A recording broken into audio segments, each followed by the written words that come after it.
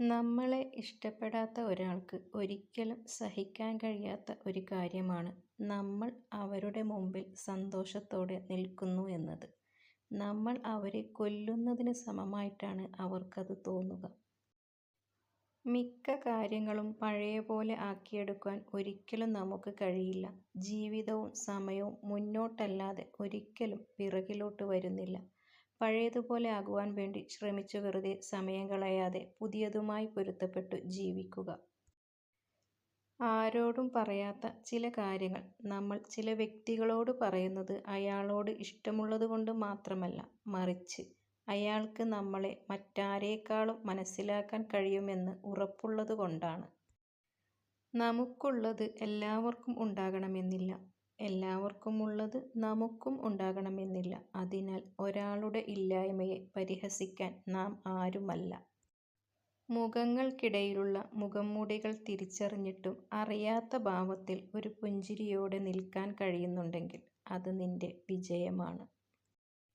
എല്ലാ മനുഷ്യൻ്റെയും ജീവിതം ഒരേ രീതിയിൽ അവസാനിക്കുന്നു.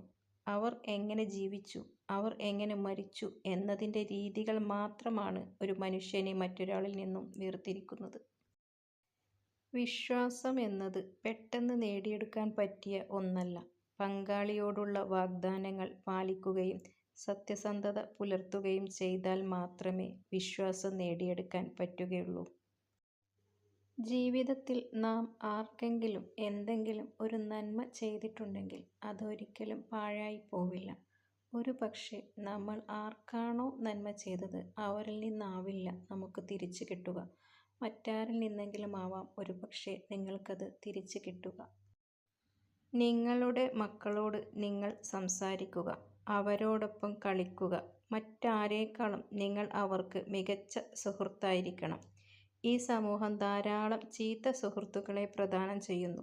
അവർ അത്തരം സുഹൃത്തുക്കളെ ഉണ്ടാക്കുന്നതിന് മുമ്പ് അവരുടെ ഏറ്റവും മികച്ച സുഹൃത്തിനെ അവർക്ക് നിങ്ങളിൽ കണ്ടെത്താൻ സാധിക്കണം. ഇന്നത്തെ സന്തോഷങ്ങൾ നമ്മൾ ഇന്ന് തന്നെ അനുഭവിക്കാതെ നാളത്തേക്ക് മാറ്റിവെക്കരുത്. കാരണം ഇന്ന് മാത്രമേ നമ്മുടെ കയ്യിലുള്ളൂ. നാളെ എന്നത് വെറും വിശ്വാസം മാത്രമാണ്. അവസാനിപ്പിച്ചു പോയ ചില ബന്ധങ്ങളെ പറഞ്ഞു തിരുത്തി തിരിച്ചു കൊണ്ടുവരാൻ ശ്രമിക്കുന്നത് ചുരുട്ടിയെറിഞ്ഞ കടലാസ് പോലെയാണ്.